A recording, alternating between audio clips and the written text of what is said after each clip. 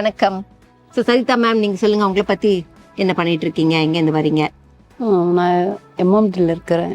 சரி, வடபழனியாண்ட. ஓகே. சொந்த ஊர் ஆரணி. ஓஹோ, நான் வீட்டில் ஹவுஸ் ஒய்ஃபாக தான் இருக்கிறேன். சூப்பர்.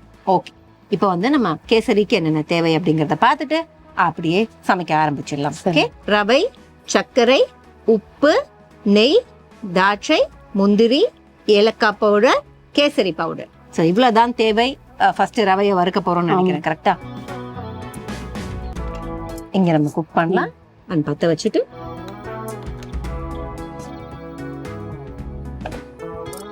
கடாயை வச்சாச்சு. கடாய் ஹீட்டா தான், நெய் ஊற்றிடும். ட்ரையா இருக்கு. இதோ வரேன்ப்பா. உங்களுக்கு வந்து ஸ்பூன், கரண்டி, நீங்க இங்கேருந்து என்ன தேவையோ எடுத்துக்கலாம். சரிங்களா? இப்போ நெய்யா? நெய் ஓகே. 2 டீஸ்பூன் நெய்.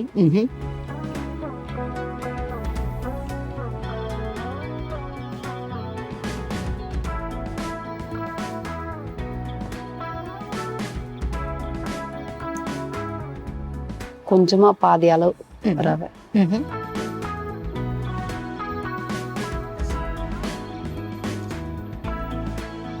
தேவையான ரவை எடுத்தாச்சு. ரவையை வறுக்க போறோம். அண்ட் கேசரிக்கு இதுதான் முதல் விஷயம்.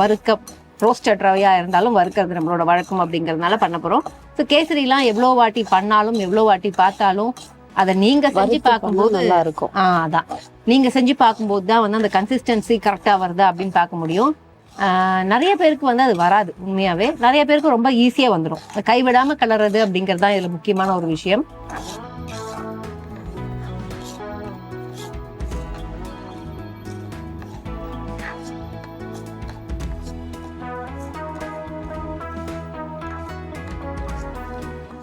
ரவை ரெடி ஆயிட்டே இருக்கட்டும். ரவை அந்த சிவக்க வறுக்கிற கேப்ல வந்து அவங்க ஹவுஸ் ஒய்ஃப் அப்படின்னாங்க. வீட்டுல யாரெல்லாம் இருக்காங்க, என்ன பண்றாங்க, அதை பத்தி? எனக்கு ஒரு பையன் 8வது படிக்கிறான்.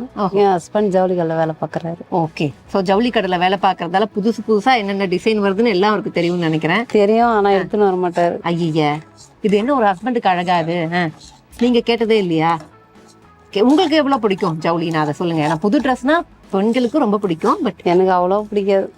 ஏன் அவ்வளோ இன்ட்ரெஸ்ட் இல்லை ட்ரெஸ்ஸிங்லலாம்? ஓகே, இதுவே ஆச்சரியமா இருக்கு. ஒரு பெண் வாயால வந்து எனக்கு அதுலலாம் இன்ட்ரெஸ்ட் இல்லப்பா அப்படின்னு சொல்றது ரொம்ப புதுசா இருக்கு. இறக்கிடலாமா? சோ இறக்கிடலாமா இல்ல தட்டுல இது தட்டுல மாத்திக்கலாம்.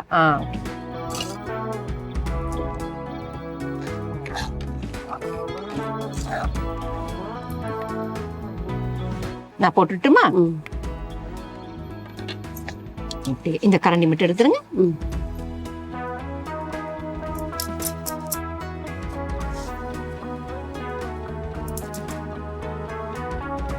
ஓகே, இப்போ வந்து இதை தொடச்சிக்கலாம்.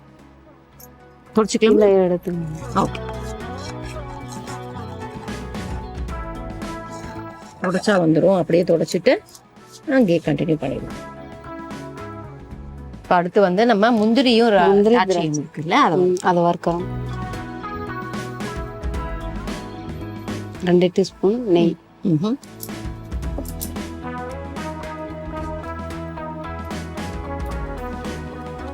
லைட்டா சூடான பிறகு திராட்சை. ஓகே,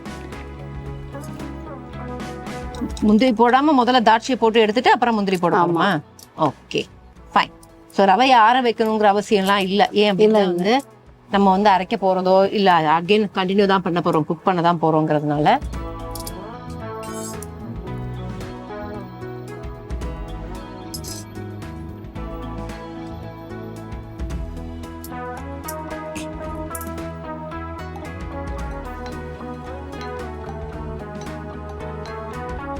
தாட்சை இப்பதான் லைட்டா சூடாகிட்டு இருக்கு. ஸோ தாட்சை சூடாகிற கேப்ல நம்ம என்ன பண்ண போறோம்னா தாட்சையை எடுத்து வச்சுட்டு அதுக்கப்புறம் வந்து முந்திரியை வறுக்க தான் போறோம்னு நினைக்கிறேன். போதுமா மேம் வறுத்தது? பபுள்ஸ் மாதிரி வேணும். ஓ, சில பேர் தாட்சை சூடான உடனே போதும் அப்படின்றாங்க. சில பேர் வந்து அது நல்லா பபிள் ஆகட்டும்.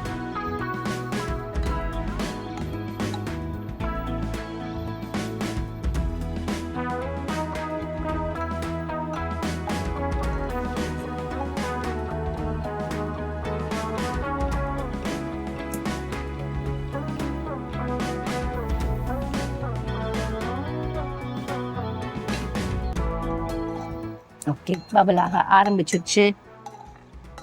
ம். எடுத்துடலாங்களா? இப்ப அப்படியே கரண்டில எடுத்துடலாமா? ம்.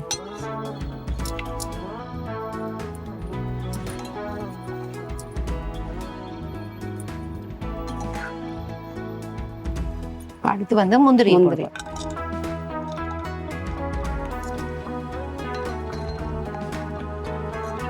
முந்திரி நல்லா ஒரு கோல்டன் ப்ரௌனா வரணும். முந்திரியை எடுத்து வச்சிட்டோம் அப்படின்னா கேசரிக்கு வந்து கேசரி கலர் போடுறது அப்படிங்கிறது ஓகே. அந்த கலரோட பேரே பார்த்தீங்கன்னா கேசரி கலர் தான். ஸோ கேசரி கலர் போடாமே நம்ம செய்யலாம் இல்லப்பா? செய்யலாம். அதனால ஒயிட்டா இருக்கும். கேசரி போட்டா கொஞ்சம் அந்த கலர் வரும் அதனால. ஓகே. ஸோ ஏன்னா கேசரி அப்படிங்கிறது இன்னைக்கு ஒயிட்டாகவும் நிறைய பேர் செய்கிறாங்க. நம்ம ரெஸ்டாரண்ட்லலாம் பார்த்தோம் அப்படின்னா அது ஒயிட் கலர் தான் இருக்கும். பட் நான் வீட்டில் பண்ணும்போது சில டைம்ஸ் வந்து அந்த கேசரி கலர் போட்டு செய்யறது வர.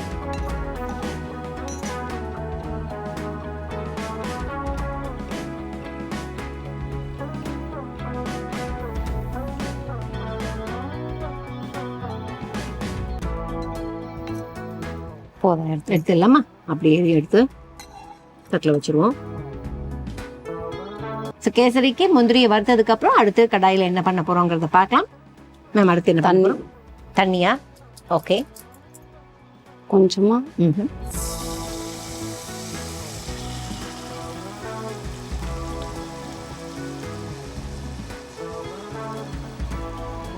இந்த ரவைக்கு ஏத்த மாதிரி. ஆமா.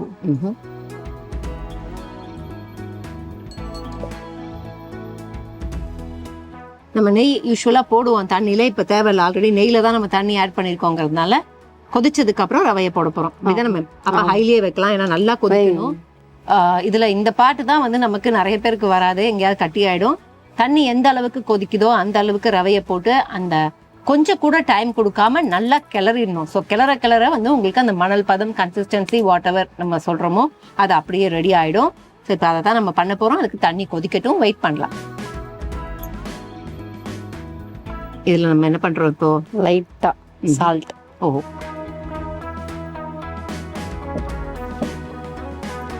கேசரி பவுடர் கொஞ்சம்.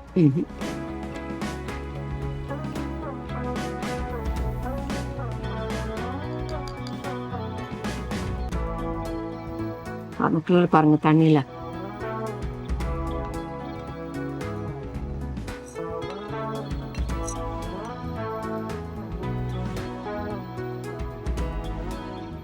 தண்ணி கொதி வரல. கொதி வந்தாதான் நம்ம வந்து ஒரு பின் சால்ட்டையும் ஆட் பண்ணிட்டோம், கேசரி பவுடரையும் ஆட் பண்ணிட்டோம், ரவையும் ஆட் பண்ணிட்டு கிளறுனா வேலை முடிஞ்சிச்சு இல்லம்மா? ஆமா. ஓகே. கொதி வர ஆரம்பிச்சிருக்கு இப்பதான்.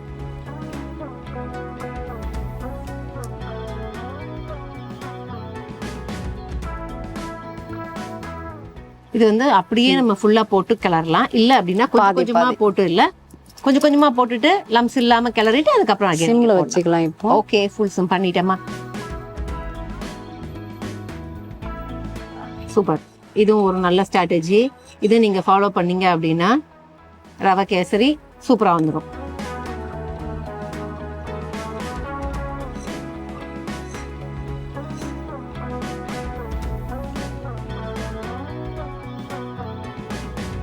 ஸோ இப்போ ரவையை போட்டாச்சு.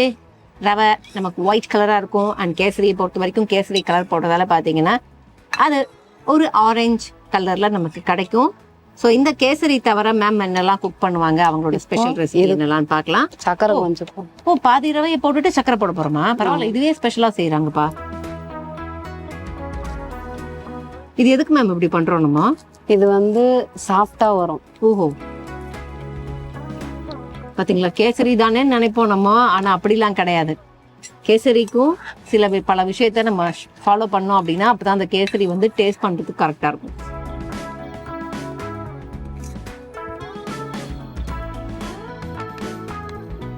இப்ப மறுபடியும் தேவையான சர்க்கரையை போடணும்ல? ஆமா.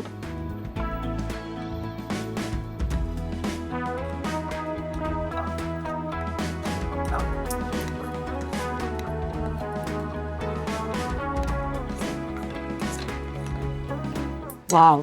ஸோ இப்படி பண்ணுங்க மக்களை. இது வந்து ஒரு நல்ல விஷயமா இருக்கு. நான் கொஞ்சம் போட்டுட்டு கிளறி, இந்த கை விடாம ஃபுல்லா போட்டுட்டு கிளறதெல்லாம் நமக்கு ரொம்ப கஷ்டமா இருக்கும்.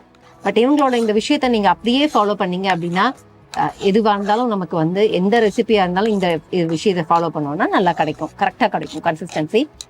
இப்போ வந்து நம்ம இன்னும் கொஞ்சம் கண்டிப்பாக சர்க்கரை போட போகிறோம்னு நினைக்கிறேன். அது இப்போவே ஆட் பண்ணிடலாமா மேம்?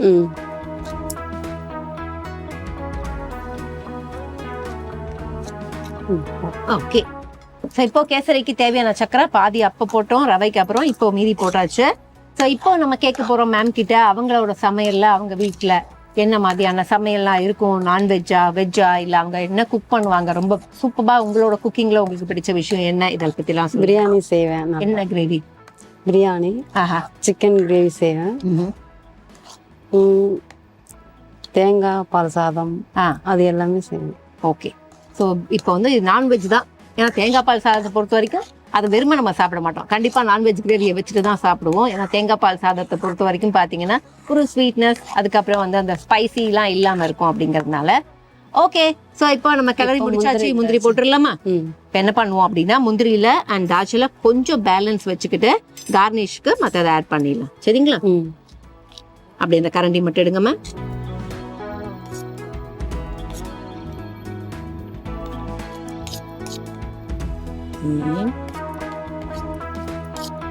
ஓகே. இவ்வளோ தாட்சை வேணாம், அந்த தாட்சை போதும். ஸோ இதை கார்னிஷ்க்கு வச்சுக்கலாம். ஸோ ஒரு வழியா நம்ம சமைச்சு முடிச்சாச்சு. இப்போ அதை எடுத்து வைக்கிறது ஒரு வேலை இருக்கு. எடுத்து வச்சதுக்கு நெய் ஊற்றிக்கலாம். ஓகே, ஆட் பண்ணிக்கலாம் மேம். ஸ்பூன் இருக்கு, நெய்யும் இருக்கு.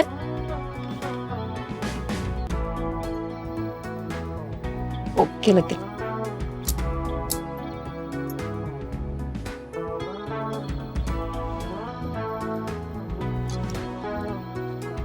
இப்போ நம்ம குக்கிங் பத்தி பேச போறது கிடையாது. என்ன அப்படின்னு பாத்தீங்கன்னா இப்பதான் நமக்கு வந்து நியூ இயரே, போன வருஷம் நியூ இயரே இப்பதான் வந்த மாதிரி இருக்கு. அதுக்குள்ள தீபாவளி வந்துச்சு. தீபாவளிக்கு ரொம்ப பரபரப்பா இருந்தோம்.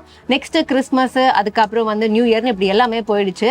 ஸோ எனக்கு என்ன அப்படின்னா இப்போ உங்க வீட்டுல சார் வந்து ஜவுளி கடையில வேலை செய்யறாங்கல்ல. ஸோ ஜவுளி கடையில சாதாரணமாவே பாத்தீங்க அப்படின்னா கூட்டம் சும்மா அலமோதும் தான் சொல்லுவாங்க. பட் இந்த மாதிரி ஃபெஸ்டிவல் டைம்ல சார் வந்து என்ன மாதிரியான விஷயங்கள்லாம் ஷேர் பண்ணுவாருமா, இப்படி வராங்க, இப்படி கேட்குறாங்க, அண்ட் அவர் வீட்டிலேருந்து இந்த மாதிரி கிளம்புறதுக்கு அண்ட் இந்த மாதிரி ஃபெஸ்டிவல் டைமில் வரத்துக்கு எவ்வளோ நேரம் ஆகும்? ஒரு 1/2 hour 3/4 hour ஆகிடும். வரத்துக்குன்னா நான் சொல்கிறது எத்தனை மணி லேட் ஆகும்? இப்போ நார்மலாக 9:30 மணிக்கு கடை சாத்துறாங்க அப்படின்னா ஃபெஸ்டிவல் டைமில் 12 o'clock ஆகலாம், அதுக்கு மேலே 10:45 11 ஆகிடும். ஓகே, மூடுறது பரவாயில்ல, அதுவே சீக்கிரம் தான். ஏன் அப்படின்னா ஹோட்டல்ஸே 10:45 11 மணிக்கு திறந்துருக்காங்க இல்லையா? ஓகே. அண்ட் என்னெல்லாம் சொல்லுவாரு இந்த ஜவுளி கடைக்கு வர மக்கள் பத்தி, அவங்க என்ன டேஸ்ட் அவங்களுக்கு இருக்கு அப்படிங்கிற பத்தில ஏதாவது சொல்லுவாரா? வந்தாங்கன்னா பார்த்து பொறுமையா எடுக்கிறவங்களும் இருக்கிறாங்க, வந்து சீக்கிரம் எடுத்துன்னு போறவங்களும் இருக்கிறாங்க, கொஞ்சம் டைம் பாஸ் பண்றவங்களும் இருக்கிறாங்க, அந்த மாதிரி எல்லாம் கூட இருக்கு. ஓகே. விதவிதமான மக்கள் இருக்கதான் செய்யறாங்க. நம்ம கடையில டைம் பாஸ்ங்கிறத தாண்டி ஷாப்பிங் சொல்லலாம், தாராளமா ஆஃப் பண்ணிடலாம். இப்ப நம்ம அந்த கப்பில் எடுத்து வச்சிடலாங்களா?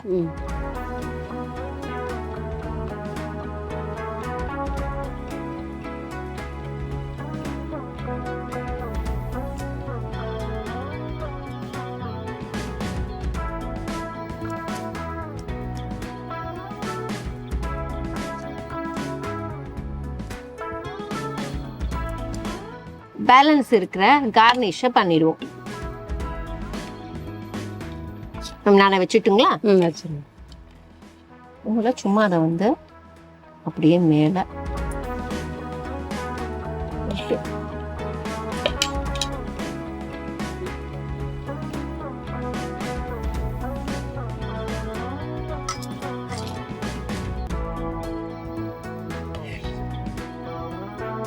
சூப்பர்.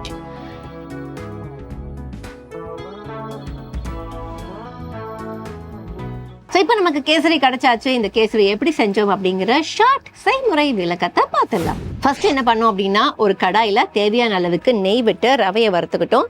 ரவையை வறுத்ததுக்கு அப்புறம் இன்னும் கொஞ்சம் நெய் டாப் அப் பண்ணிட்டு முதல்ல திராட்சை, அதுக்கப்புறம் முந்திரியை வறுத்துக்கிட்டோம்.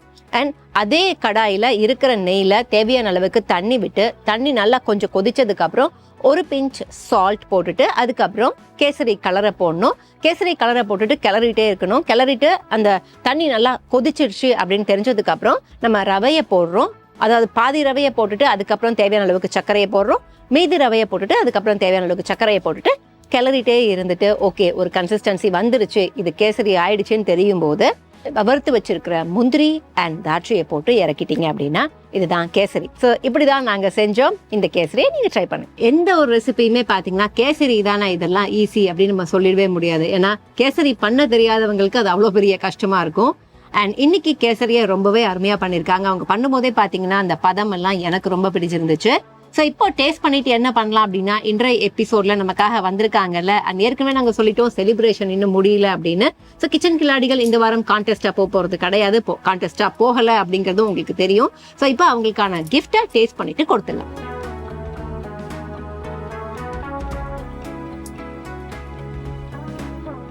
ரவையை பொறுத்த வரைக்கும் ரொம்ப ரொம்ப சூடா இருக்கிற ஒரு விஷயம். அதனால உடனே அதை டேஸ்ட் பண்ணிடவே முடியாது. கொஞ்சம் பார்த்து ஆறிடுச்சாங்கிறத பார்த்துட்டு தான் டேஸ்ட் பண்ணணும். முந்திரி வச்சு சாப்பிடுங்க. கண்டிப்பாமா இதை டேஸ்ட் பண்ணிட்டு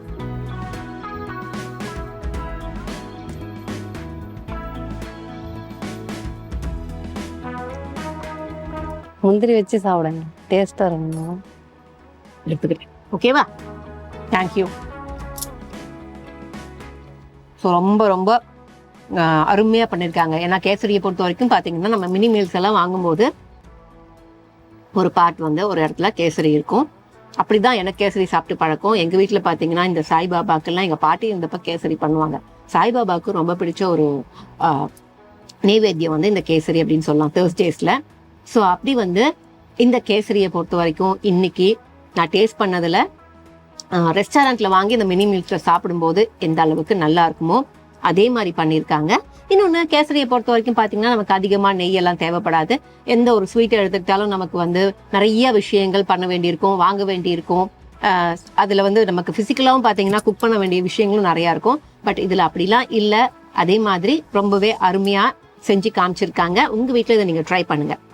அண்ட் இப்போ நம்ம அவங்களோட கிஃப்ட்டை முதல்ல வாங்கிடலாம். இப்போ நம்ம சரிதா அவர்கள் நம்ம செட்டுக்கு வந்து அருமையாக கேசரி செஞ்சதுக்காக அவங்களுக்கு பிலேட்டடாக நியூ இயர் விஷயம் பண்ணணும். அட் த சேம் டைம் பார்த்தீங்கன்னா இந்த நியூ இயர் அதுக்கப்புறம் இந்த கிஃப்ட் வாங்கிட்டு போகிற அவங்களுக்கு வந்து இந்த இயர் முழுக்க எல்லா ஹாப்பினஸும் கிடைக்கட்டும்னு நாங்கள் விஷ் பண்ணிக்கிறோம். And thank you so much kitchen கில்லாடிகள் வந்ததுக்கு நன்றி. தேங்க்யூ. தேங்க்யூ.